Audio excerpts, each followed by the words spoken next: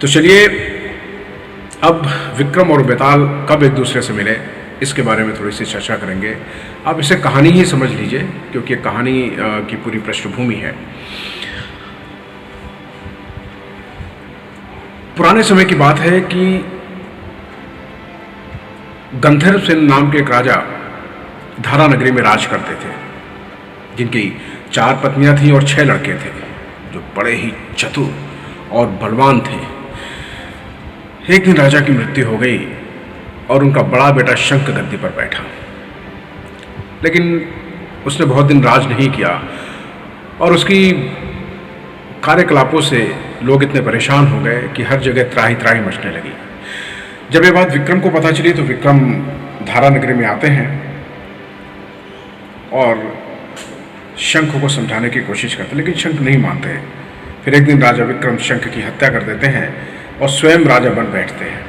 धीरे धीरे उनका राज्य बढ़ता गया और वो जम्बू द्वीप के राजा बन बैठे। एक दिन उनके मन में आया कि उन्हें भ्रमण करना चाहिए और जिन देशों को उन्होंने सुना है उन्हें देखना चाहिए। तो विक्रम अपने छोटे भाई भर्तृहरि को गद्दी सौंप कर योगी बनकर राज्य से निकल पड़े। उसी राज्य में एक ब्राह्मण तपस्या करता था और देव ने उन्हें प्रसन्न होकर एक फल दिया और कहा कि इस फल को जो भी खाएगा वो अमर हो जाएगा। ब्राह्मण वो फल लाकर अपनी पत्नी को देते हैं। उनकी पत्नी बोलती है कि हम इस फल का लेकर क्या करेंगे, जीवन यापन करते हैं भीख मांगकर, इससे तो मृत्यु ही अच्छी है। तुम एक काम करो, इस फल को ले जाकर राजा भर्तृहरि को दे दो और कुछ पैसे ले आना। ब्राह्मण वो फल लेकर राजा भर्तृहरि के पास जाते हैं, उन्हें देते हैं। राजा उन्हें 1 लाख रुपए देकर विदा करते हैं। राजा भर्तृहरि अपनी एक पत्नी को बहुत प्यार करते थे। वो महल में जाते हैं और उस फल को उन्होंने अपनी पत्नी को दे दिया। पत्नी की मित्रता शहर के कोतवाल से थी। उसने उस फल को कोतवाल को दिया। कोतवाल एक वेश्या के पास जाता था, उसने उस फल को वेश्या को दे दिया। वेश्या ने सोचा इस फल का मैं क्या करूँगा, इसे तो राजा को देना चाहिए, यह फल राजा के भक्षण योग्य है। सो वह फल लेकर राजा के पास जाती है और राजा को फल देती है। राजा उसे बहुत सारा धन देते हैं, लेकिन फल का निरीक्षण करने में उन्हें पता चला कि यह तो वही फल है। वो रानी के पास महल में जाते हैं और रानी से पूछते हैं। रानी कहती है वो फल तो मैंने खा लिया। लेकिन जब राजा ने फल दिखाया तो रानी घबरा गई और रानी ने सारी बात सच सच बता दी। और सारा निरीक्षण करने के बाद राजा को सारी हकीकत पता चल गई। राजा बड़े दुखी हुए, बड़े विचलित हुए। उन्होंने कहा कि ये तो दुनिया माया जाल है।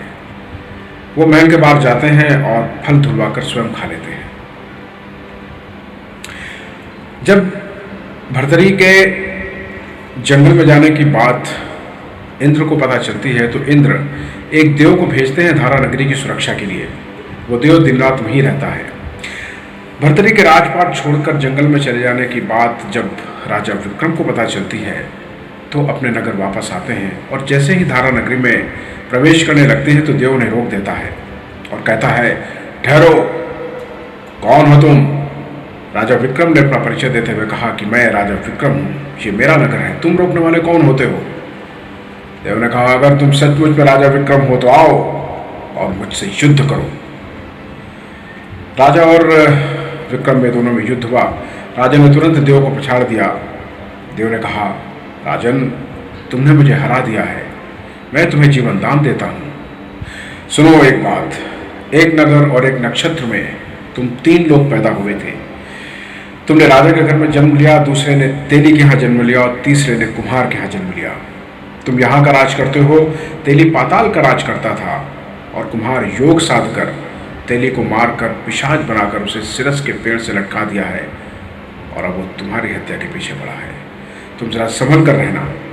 ये कहकर देव चले जाते हैं और राजा अपने महल में जाते हैं। तो राजा को देखते ही सारे लोग बड़े खुश होते हैं और हर्षोल्लास से उत्सव मनाते हैं और राजा फिर राज करने लगते हैं। एक दिन राजा अपने सभा में बैठे हुए थे कि वहाँ पर एक शांतिशील नाम का योगी आता है और राजा के हाथ में फल देकर चला जाता है। योगी के जाने के बाद राजा सोच में पड़ जाते हैं और देव की कही बात उन्हें याद आती है कि कहीं ये वही आदमी तो नहीं जिसके बारे में देव ने मुझे बताया था।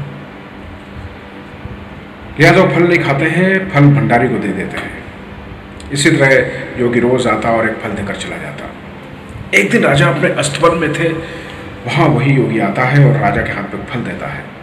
राजा उस फल को ऊपर उछालते हैं और वो छूटकर जमीन पर गिर जाता है। इतने में एक बंदर ने झपट्टा मारकर उसे उठाया और वो टूट गया। उसमें से बहुत ही चमकीला रत्न निकला। उसकी चमक इतनी तेज थी कि सबकी आंखें चौंधी आ गई। राजा ने योगी से पूछा, आप यहाँ पे आते हैं, रोज मुझे एक फल क्यों दे के जाते हैं? तो योगी ने कहा, महाराज, राजा, वैद्य, ज्योतिषी और बेटी के यहाँ कभी भी खाली हाथ नहीं जाना चाहिए, इसलिए मैं यहाँ पे आता हूँ और आपको एक फल दे के जाता हूँ। तो राजा ने कहा, पर आप ये फल मुझे रोज क्यों दे के जाते हैं? योगी ने कहा, महाराज, दरअसल मेरा एक मनोरथ है जिसे मैं सिद्ध करना चाहता हूँ। आप अगर एक रात मेरे यहाँ पे आ जाएंगे तो मेरा मनोरथ सिद्ध हो जाएगा।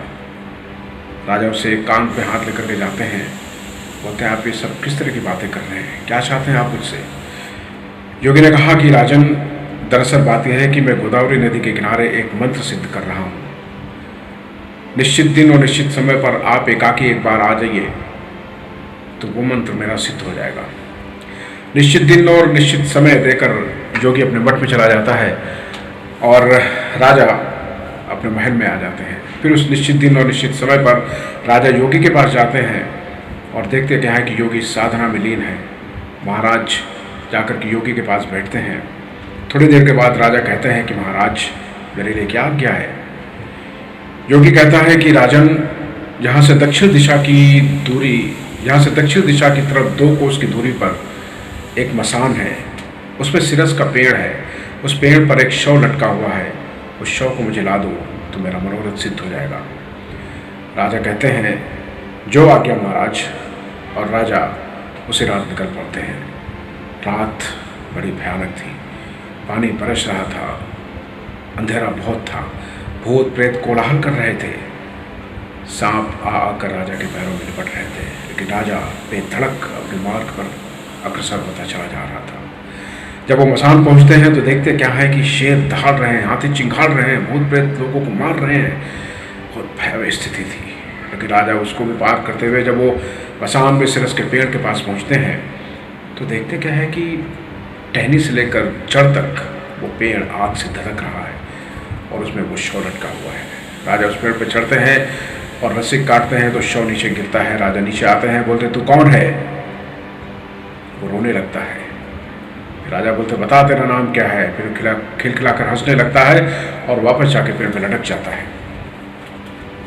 राजा फिर पेड़ पर चढ़ते हैं और इस बार उसे बगल में दबाकर नीचे उतारते हैं और जैसे ही कंधे पे लाद कर चलने लगते हैं तो राजा कहते हैं, तू बता तेरा नाम क्या है? तो शव बोलता है कि मेरा नाम बेताल है, पर तुम कौन हो और मुझे कहाँ ले चल रहे हो? तो राजा विक्रम ने कहा, मैं धारा नगरी का राजा विक्रम हूँ और मैं तुम्हें अपने महाराज योगी के पास ले चल रहा हूँ। उनका एक मनोरथ है, तुम्हें वहाँ पे मिले जाऊँगा तो उनका मनोरथ सिद्ध हो जाएगा। तो बेताल ने कहा कि राजन, मैं एक ही शर्त पर चलूँगा कि मैं तुम्हें एक कहानी सुनाऊँगा और अगर तुमने उस कहानी का उत्तर दिया तो मैं वापस पेड़ पे जा लटकूँगा। राजा ने कहा, ठीक है। बेताल ने कहा, राजन, ज्ञानी, पंडित और चतुर, इनका दिन अच्छी अच्छी बातें करते हुए बीतता है, जबकि मूर्ख लोग फालतू की बातें और नींद में अपना समय व्यर्थ में गंवाते हैं। आशा करता हूँ कि हमारा सफ़र भी अच्छी अच्छी बातें करते हुए बीते। तो लो राजन, मैं सुनाता हूँ पहली कहानी।